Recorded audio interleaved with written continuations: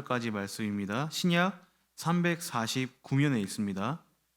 디도서 2장 1절에서부터 14절까지 말씀입니다.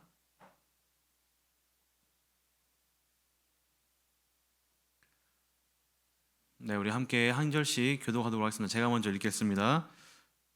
오직 너는 바른 교훈에 합당한 것을 말하여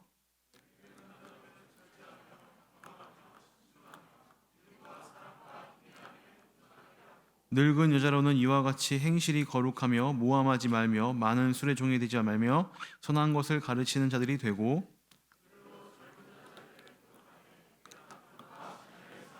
신중하며 순전하며 집안일을 하며 선하며 자기 남편에게 복종하게 하라. 이는 하나님의 말씀이 비방을 받지 않게 하려 함이라. 범사에 내 자신이 선한 일에 본을 보이며 교훈에 부패하지 아니함과 단정함과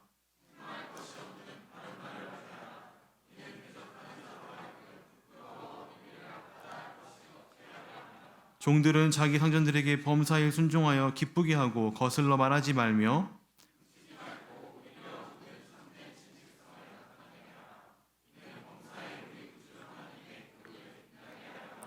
모든 사람에게 구원을 주시는 하나님의 은혜가 나타나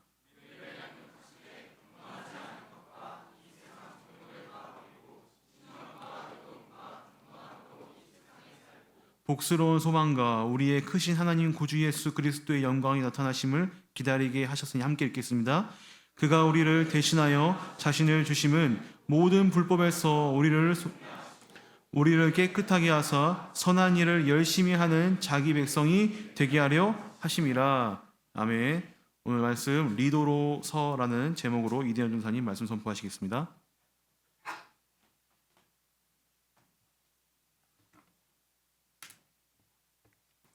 네, 저는 오늘 설교 제목을 이제 리더로서 그리고 리더로서 이렇게라는 이제 두 가지의 의미를 가지고 오늘 설교를 좀 준비해봤는데요. 이 시간에 말씀을 통해서 리더로서 또 리더로 서는 여러분들이 되기를 소망하면서 이 시간에 함께 말씀 나누도록 하겠습니다. 오늘 우리가 읽은 디도서는 우리가 잘 알고 있는 사도 바울이 그레데 섬에서 목회를 하고 있는 디도에게 쓴 편지입니다. 우리에게 디도라는 이름이 조금은 생소할 수도 있는데 그 이유는 성경 전체에서 디도에 대해 상세하게 나와 있지는 않기 때문입니다. 그런데 다만 우리가 생각해 볼 수 있는 것은 디도가 예루살렘 총회 때 바울과 함께 참석했으며 그리고 고린도 교회의 문제를 수습하는 과정에서도 바울의 사역을 도왔고 또 오늘 본문 이전에 1장 4절에 보시면 같은 믿음을 따라 나의 참아들 된 디도라고 표현하는 것으로 보아 바울에게는 디도가 굉장히 믿을 만한 리더였던 것 같습니다. 이런 믿을 만한 리더 디도에게 사도 바울이 쓴 서신이 바로 디도서인데요. 여러분, 사도 바울이 우리가 계속해서 매주 묵상하고 있는 고린도 전서를 썼던 이유가 무엇이었을까요? 맞습니다. 바로 고린도 교회에 문제가 있었기 때문입니다. 이와 동일하게 바울은 그레데 섬의 교회에 문제가 있음을 알고 그레데에 남겨두었던 디도에게 편지한 것입니다. 그렇다면 이제 그레데 섬의 교회의 문제점에 대해서 알아볼 텐데요. 크게 두 가지가 있었습니다. 첫 번째로는 리더를 세우는 것에 관한 문제였습니다. 자, 여러분, 우리 청년국은 보통 160명에서 170명의 사람들이 출석을 하고 있습니다. 만약 목사님께서 오늘부터 혼자서 여러분 160명 모두를 매일 연락하고 여러분들을 챙긴다면, 혼자서만 여러분들을 챙긴다면 여러분 목사님 어떻게 되시겠습니까? 당연히 목사님이 설교를 준비할 시간이 없으니 목사님의 설교의 질이 떨어질 것입니다. 그리고 또 여러분의 160명 모두의 물질적 필요와 또 영적 필요를 채워주시다 보면 분명 현재 목사님 나이가 34세이신데 여러분 34세 이 꽃다운 나이에 하나님의 또 부르심을 받게 될 수도 있을 것 같습니다. 네. 자, 여러분, 제가 지금 무엇을 말하고 있습니까? 바로 리더의 필요성을 말하고 있는 것인데, 자, 여러분, 리더가 필요하다고 해서 그냥 막 뽑을 수 있을까요? 당연히 안 됩니다. 무엇이 필요할까요? 바로 검증이 필요한 것입니다. 이 사람이 보기에 믿을 만한 사람인가, 리더로 세우기에 적합한 사람인가를 판단할 기준이 필요합니다. 우리 청년국은 그 자격을 무엇으로 판단합니까? 바로 제자 훈련을 통해서 그것을 판단하고 있습니다. 제자 훈련을 수료했다는 것은 교회 내의 리더로서 세우기에 믿을만하다, 적합하다라는 것을 그것이 증명해 주는 것입니다. 현재 사도 바울은 교회 내에 리더를 세워야 하는데 이 리더를 어떤 기준으로 세우는 것인가에 대해서 디도서 1장 5절부터 9절까지 그 기준을 제시해 주고 있는데 이 리더를 세우는 것에 관한 문제가 바로 그레데 섬의 교회가 가지고 있었던 첫 번째 문제였습니다. 사실 이제 말할 두 번째 문제가 가장 중요한 부분인데요. 두 번째 문제, 그레데 섬의 교회가 가지고 있었던 두 번째 문제는 바로 거짓 교사들과 관련한 문제였습니다. 이 거짓 교사들과 관련해서 바울은 이렇게 그들에 대해 설명하고 있는데 10절, 11절, 16절 함께 보도록 하겠습니다. 보시면 무엇이라고 말합니까?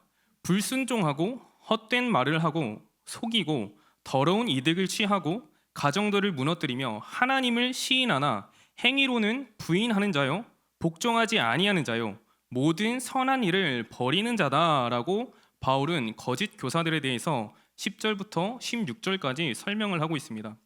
여러분, 여기서 우리가 알아야 할 중요한 부분이 있습니다. 그것은 이 거짓 교사들의 특징과 관련된 것인데 이들의 가장 큰 특징은 말씀을 모르는 사람들이 아니었다는 것입니다. 말씀을 아는 사람들이었습니다. 그런데 무엇이 그들을 거짓 교사로 만들었을까요? 바로 그들의 삶이었습니다. 말씀은 알고 있으나 그들은 말씀대로 살지 않았고 율법은 알고 있으나 율법대로 살지 않는 위선적인 삶을 살고 있는 사람들이었습니다. 교회 내에서 소그룹들을 무너뜨리고 말씀 그대로가 아니라 자신들이 만든 생활의 규칙을 말하면서 다른 사람들의 믿음이 온전하게 자라는 것을 방해하고 심지어는 잘못된 길로 이끌어가고 있는 이들이 바로 그레데 섬의 교회의 두 번째 문제점이며 또한 동시에 오늘 우리가 볼 말씀과도 가장 관련이 있는 말씀이었습니다.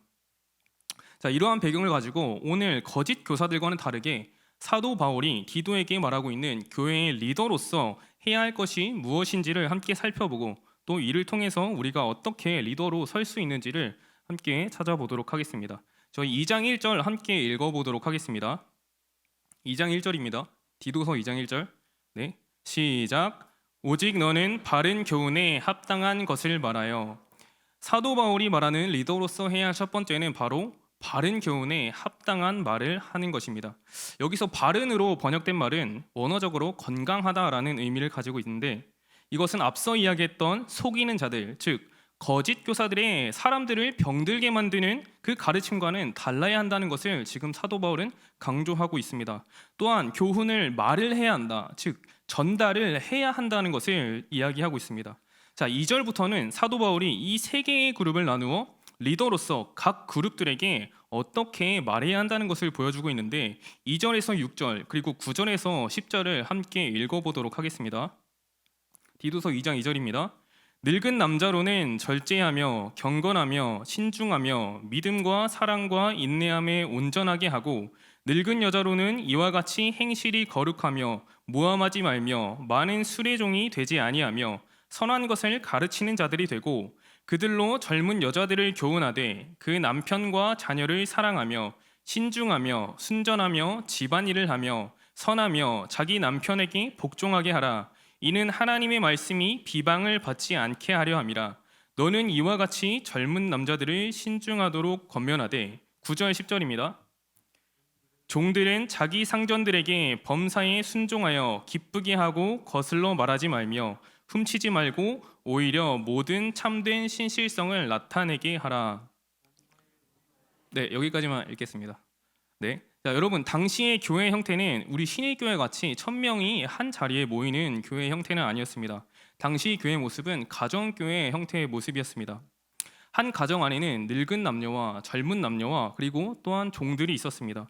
사도 바울은 현재 리더인 디도에게 이렇게 이야기하고 있는 것입니다. 네가 맡은 교회 내에는 소그룹 내에는 다양한 사람들이 있다. 그러므로 리더인 너는 각자에게 맞는 그들에게 적합하고 적절한 적실한 권면을 해야 한다고 이야기하고 있는 것입니다. 이것을 지금의 우리에게 한번 적용해 보도록 하겠습니다. 리더 여러분, 여러분에게는 많은 소그룹원들이 있습니다. 그들은 나이도 다르고 또 살아온 문화도 다르며 그들의 생활 방식은 서로 다 다를 것입니다. 이들에게 각자에 맞는 적절한 올바른 권면을 하기 위해서는 우리는 어떻게 해야 합니까? 우선 말씀을 바르게 알아야 합니다. 말씀을 바르게 알려면 여러분 말씀을 연구하기도 하셔야 합니다. 이것이 끝일까요? 그들에게 적실한 권면을 하기 위해서는 여러분 소그룹 한 명 한 명을 자세하게 알아야 합니다.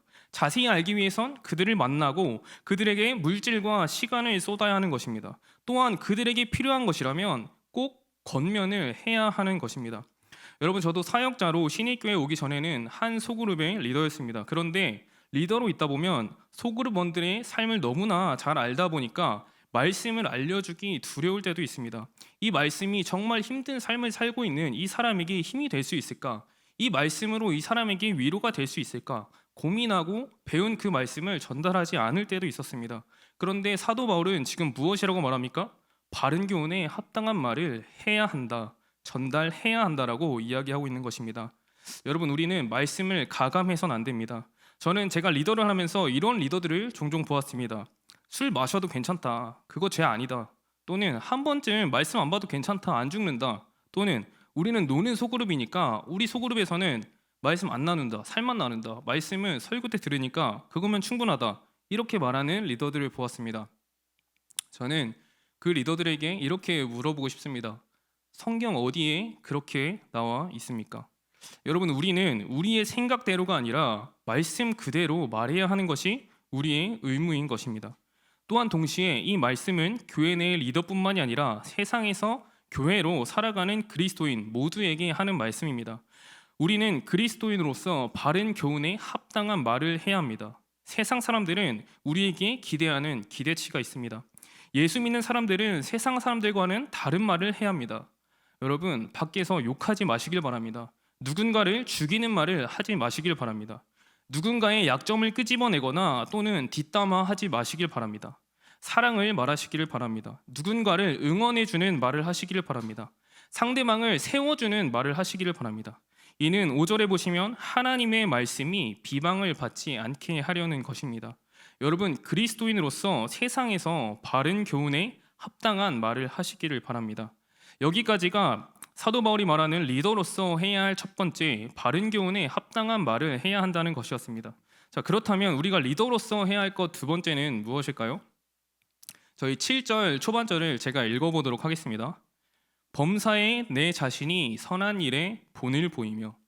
여러분 우리가 리더로서 해야 할 것 두 번째는 바로 선한 일에 본을 보이는 것입니다. 여러분 여기서 사도 바울은 바른 교훈에 합당한 말과 무엇을 하라고 말합니까? 선한 일에 본을 보이라고 하고 있습니다. 여러분 제가 설교를 시작할 때 거짓 교사들에 관하여 말씀을 드렸습니다. 거짓 교사들의 가장 큰 특징이 무엇이었습니까? 바로 입으로는 하나님을 시인하나 그들의 행위로는 하나님을 부인하는 것이었습니다. 여러분 만약 제가 여러분에게 하나님을 사랑하라고 이야기하면서 또는 방금처럼 욕하지 말라고 이야기하면서 밖에서 제가 욕을 하고 다닌다거나 누군가를 욕하고 다닌다면 여러분 어떨 것 같으십니까? 제가 하는 말들에 힘이 있을 것이라고 생각하십니까? 아니면 목회자가 이러니 한국교회가 욕을 먹지라고 생각을 할 것 같으십니까? 여러분 사도 바울이 말하는 것이 바로 이것입니다. 여기서 본이라는 단어의 헬라어는 티포스를 사용하고 있는데 이 단어는 원형 또는 모형이라는 뜻을 가지고 있습니다. 사도 바울은 고린도전서 11장 1절에 보시면 내가 그리스도를 본받는 자가 된 것 같이 너희는 나를 본받는 자가 되라 라고 이야기합니다. 바울은 계속해서 이렇게 이야기하는 것입니다. 말로만 하는 것은 누구나 할 수 있고 말로만 하는 것은 거짓 교사와 똑같은 것이다. 살아내는 삶이 없는 그 말과 교훈이 교회를 무너뜨리고 있다라고 이야기하는 것입니다. 우리는 리더로서 맡고 있는 사람들의 모형이 되어야 한다고 가르치고 있는 것입니다. 여러분 이것을 지금의 우리에게 적용해 보도록 하겠습니다. 여러분 말과 행동 또 말하는 것과 보여주는 것은 항상 강력한 짝을 이루고 있습니다. 언과 행의 일치를 통해서 우리가 맡고 있는 소그룹원들이 이 세상을 살아갈 때 삶의 방향을 잡지 못하고 있을 때 우리가 사는 모습을 통해서 그들이 배울 수 있는 모형이 되어 주어야 한다고 지금 사도 바울은 이야기하고 있는 것입니다. 지금 청년국에는 많은 리더들이 있습니다. 오늘부터 새로운 소그룹이 시작합니다. 그리고 많은 리더가 지난 상반기에도 리더를 했습니다. 여러분은 바른 교훈에 합당한 말을 하고 또 그에 맞는 행동을 보이고 계셨으며 또 보이고 계십니까? 아니면 내 삶은 말씀대로 살지 못하지만 속으로 보니 너는 말씀대로 살기를 바란다 라고 하면서 하나님을 사랑하는 척, 하나님을 시인하는 척 교회 내의 거짓 교사로서 교회 내에서 사람들을 무너뜨리며 믿음이 연약한 자들의 싹을 잘라내는 역할을 하셨습니까? 여러분, 우리는 거짓 교사가 되어서는 안 됩니다. 우리는 리더입니다. 우리의 말과 행동을 통해서 그들이 보고 배우며 또 이와 동일하게 이들이 성숙한 그리스도인이 되어 자랐을 때에 그들의 말과 삶을 통해서 다음 세대가 또 자라나는 것입니다. 우리는 본을 보여야 합니다. 사랑을 가르쳤다면 사랑하는 모습을 보여주시기를 바랍니다. 거룩을 가르쳤다면 거룩하게 사는 모습을 보여주시기를 바랍니다. 예수님을 가르쳤다면 예수님처럼 사는 모습을 보여주시기를 바랍니다. 또한 동시에 이 말씀은 교회의 리더뿐만이 아니라 세상을 살아가고 있는 그리스도인 우리 모두에게 똑같이 적용되는 말씀입니다. 예수 그리스도를 믿는 모든 사람은 죄인에서 의인으로 의롭다함을 받게 되었습니다. 우리는 믿기 전에는 죄의 종이었으나 믿는 사람인 우리는 율법 아래 있지 아니하고 은혜 아래에 있게 되었습니다. 죄로부터 해방되어 의의 종으로 살아갈 수 있게 되었습니다. 로마서 6장 19절에는 이전에는 우리가 우리 지체를 부정과 불법에 내주었으나 이제는 우리 지체를 의에게 내주어야 한다고 말하고 있습니다. 예수님께서는 부활 이후 승천하시면서 우리에게 성령을 선물로 주셨습니다. 믿는 모든 자 안에 계신 성령님이 우리의 구원의 증거가 되시고 우리를 의의 종으로 살아가게 하십니다. 즉 믿는 사람이라면 정말 하나님을 알고 예수 그리스도의 그 깊은 사랑을 아는 사람이라면 참 믿음을 가지고 있는 사람이라면 하나님을 입으로만 시인하는 것이 아니라 그의 삶 또한 따라오게 되어 있다는 것입니다. 그의 삶 또한 따라갈 수 있다고 말하고 있는 것입니다. 이것이 성령이 우리 안에 있는 증거라는 것입니다. 여러분, 그리스도인으로서 합당한 본을 보이시기를 바랍니다. 세상 사람들은 우리가 그리스도인은 무엇이 다른지, 왜 저들은 우리와 다르게 살려고 하는지, 무엇이 그렇게 다른지 우리를 지켜보고 있습니다. 여러분, 술 먹지 마시기를 바랍니다. 여러분, 담배 피지 마시기를 바랍니다. 다른 사람과 싸우지 마시기를 바랍니다. 부정으로 무언가를 취득하지 마시기를 바랍니다. 남을 도와주시기를 바랍니다.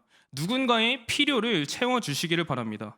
누군가를 위해서 기도해 주시기를 바랍니다. 다른 사람을 위해서 내 것을 포기해 주시기를 바랍니다. 이것은 8절에 보시면 이는 대적하는 자로 하여금 부끄러워 우리를 악하다 할 것이 없게 하려 함입니다. 여러분, 그리스도인으로서 합당한 삶의 본을 보여주시기를 바랍니다.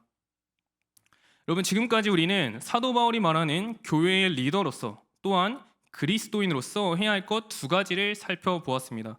첫 번째는 바른 교훈에 합당한 말을 하는 것이며 두 번째는 선한 일에 본을 보이는 것이었습니다. 또한 이러한 삶을 살아야 하는 목적은 모두 10절 후반절, 오늘 본문 10절 후반절에 보시면 이는 범사에 우리 구주 하나님의 교훈을 빛나게 하려 함인 것입니다. 여러분, 그런데 우리가 여기서 한 가지 질문을 해봐야 할 것이 있습니다. 이것은 디도가 이 사실을 몰랐을까에 대한 질문입니다. 저는 설교 초반에 디도가 어떤 사람인지 여러분에게 밝혀드렸습니다. 자세하게 다 알 수는 없어도 디도가 바울이 보기에 믿을 만한 사람이었다는 것을 말씀드렸습니다. 자신을 본받으라고 말했던 사도 바울이 교회를 맡길 정도라면 디도가 이 사실을 몰랐을 리는 없습니다. 여러분, 저는 우리도 똑같다고 생각합니다. 그리고 리더분들도, 그리고 앉아 계신 모든 분들도 제자 훈련을 받았다면, 신앙생활을 해왔다면 바른 말을 해야 하고 합당한 삶을 살라는 것은 수도 없이 들었을 것입니다. 생각도 해보고 시도도 해보았을 것입니다. 살아보기도 하셨을 것입니다. 그런데 여러분, 바른 교훈에 합당한 말하기와 선한 일에 본을 보이는 것, 제가 쉬운 것처럼 이야기했지만 여러분 쉽게 사라지셨습니까? 어렵지 않았습니까? 노력해봤지만 안 되지 않았습니까? 노력해봤지만 안 돼서 여러분 포기한 거 아니십니까? 매일같이 다짐하지만 여러분 무너지고 있지 않으십니까? 오늘 사도 바울은 이러한 삶 가운데 있는 우리에게 말씀대로 사는 것이 어떻게 가능하게 되는지를 11절에서 14절까지를 통하여 마지막으로 우리에게 제시하고 있습니다. 우리 11절부터 14절까지 제가 읽어보도록 하겠습니다.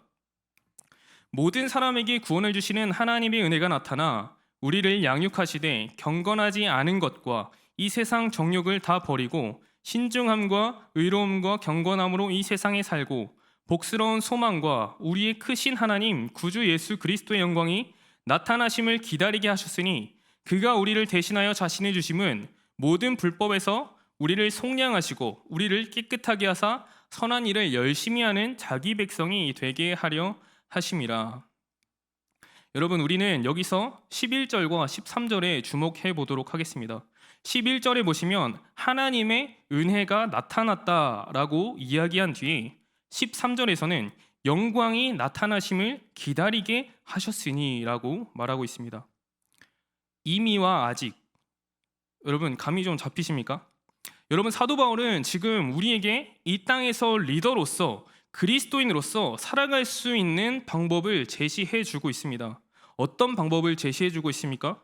바로 예수 그리스도의 다시 오심과 또 영원한 삶을 바라보는 것이 우리가 이 세상에서 리더로서 그리스도인으로서 살아갈 수 있는 방법임을 제시해 주고 있는 것입니다.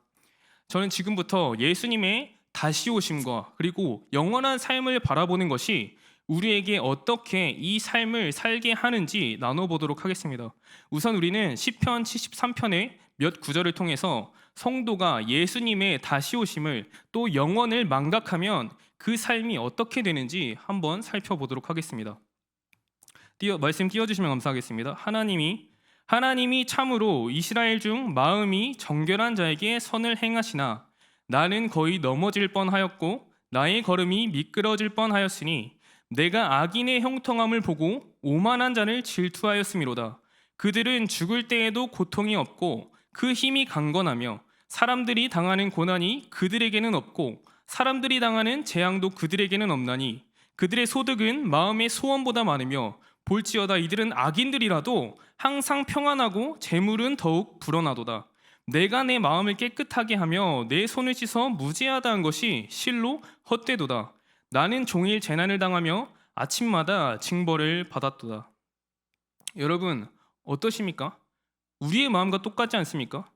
믿지 않는 사람들의 잘됨을 보면서 질투하고 그들의 삶은 날로 발전하는 것 같고 교회 나올 시간에 그들은 일을 하면서 나보다 훨씬 더 높은 소득을, 더 좋은 학벌을, 더 많은 재물을 축적하고 쌓아가는 이 세상을 볼 때 우리는 어떤 마음이 생깁니까? 13절 띄워주시면 감사하겠습니다. 내가 내 마음을 깨끗하게 하며 내 손을 씻어 무죄하다한 것이 실로 어떻다? 실로 헛되도다. 저는 이것이 사실 우리가 리더로서 서지 못하게, 그리스도인으로서 살지 못하게 하는 이유인 것 같습니다. 오늘 본문 12절을 보시면 이 세상 정욕을 다 버리고 신중함과 의로움과 경건함으로 이 세상에서 살면 뭐 하겠습니까, 여러분?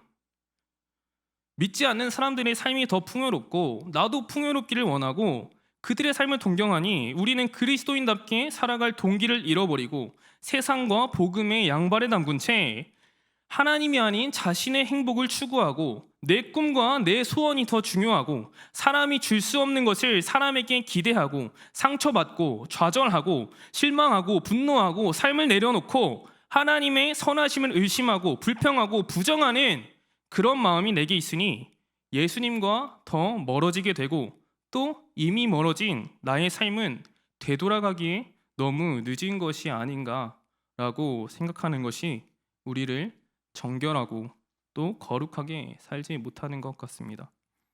또한 사실 그리스도인 대부분의 문제는 이러한 진리를 모르는 채 살아가는 것이 문제가 아니라 이에 대한 생각할 시간도 없이 바쁘게 살아가는 것인 것 같습니다. 당장에 눈앞에 있는 그 요구들과 사건들이 또 닥쳐오는 시급한 일들에 치여서 살아가고 있습니다.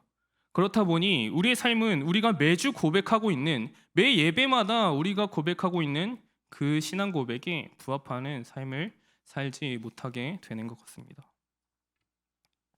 여러분, 하나님이 여러분들을 저버린 것도 아니고 하나님이 우리를 실망시킨 것이 아닙니다. 우리가 망각했을 뿐입니다. 우리가 세상에서 리더로서 그리스도인으로서 서지 못하는 것은 우리가 예수 그리스도의 다시 오심과 우리의 영원한 삶을 망각했기 때문인 것입니다. 그런데 여러분, 우리가 그렇게 살지 못한 이유가 예수 그리스도의 다시 오심과 우리의 영원한 삶을 망각했기 때문이라면 우리가 어떻게 할 때 다시 그러한 삶을 살 수 있겠습니까? 예수님의 다시 오심과 영원한 삶을 기억할 때, 매일의 삶에서 그것을 묵상하며 살아갈 때 우리는 다시 힘을 얻을 수 있다고 이야기하는 것입니다. 그렇게 살 수 있다고 이야기하는 것입니다. 여러분, 사도 바울은 실제를 이야기하고 있습니다. 우리가 그렇게 살아야 하고 살 수 있다는 것은 그렇게 실제로 우리가 살아갈 수 있다고 말하는 것입니다. 허황된 이상이 아니라고 말하고 있는 것입니다. 말씀은 살 수 없는 것을 살라고 말하고 있지 않습니다, 여러분. 저는 마지막으로 예수 그리스도의 다시 오심과 영원한 삶을 망각한 채 사는 삶을 살펴보았던 시편 13편을 통해서 우리가 예수 그리스도의 재림과 영원한 삶을 기억하며 살 때 우리의 삶이 어떻게 변하게 되는지 함께 읽고 말씀을 마무리하도록 하겠습니다. 제가 읽어보도록 하겠습니다. 하나님의 성소에 들어갈 때에야 그들의 종말을 내가 깨달았나이다. 주께서 참으로 그들을 미끄러운 곳에 두시며 파멸에 던지시니 그들이 어찌하여 그리 갑자기 황폐되었는가. 놀랄 정도로 그들은 전멸하였나이다.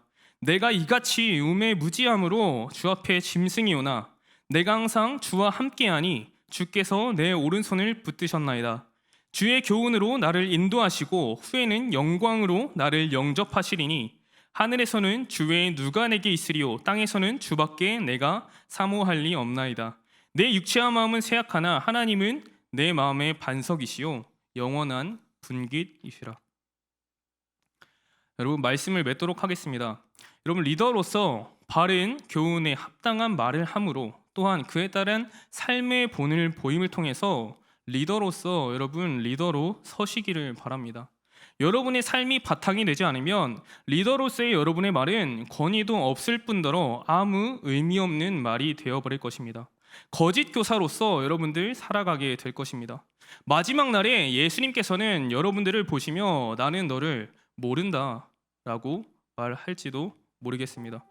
또한 모든 그리스도인 여러분, 동일하게 세상 사람들과 같은 말을 하면서 세상 사람들과 같은 삶을 사는 것이 아니라 그리스도인으로서 합당한 말을 하면서 그에 합당한 삶을 사시기를 바랍니다. 그것이 여러분 안에 성령님이 계시다는 증거가 되실 것입니다. 이것이 우리의 구원을 인쳐줄 것입니다. 또한 힘든 삶 가운데 우리가 이렇게 살아갈 수 있는 방법은 우리가 예수 그리스도의 다시 오심과 영원을 기억하며 살 때에 또한 그것이 나에게 주는 의미가 무엇인지 우리가 충분하게 묵상하며 살아갈 때 우리는 그렇게 사라질 것을 믿습니다. 여러분, 성경은 거짓말하고 있지 않습니다. 여러분, 그렇게 살 수 있습니다. 이 말씀을 믿고 우리 모두 리더로 서시는, 또 그리스도인으로서 그리스도인으로 사시는 우리 모든 라이프 캐쳐 여러분 되시기를 소망합니다. 이 시간에 주님 다시 오실 때까지 함께 찬양하도록 하겠습니다.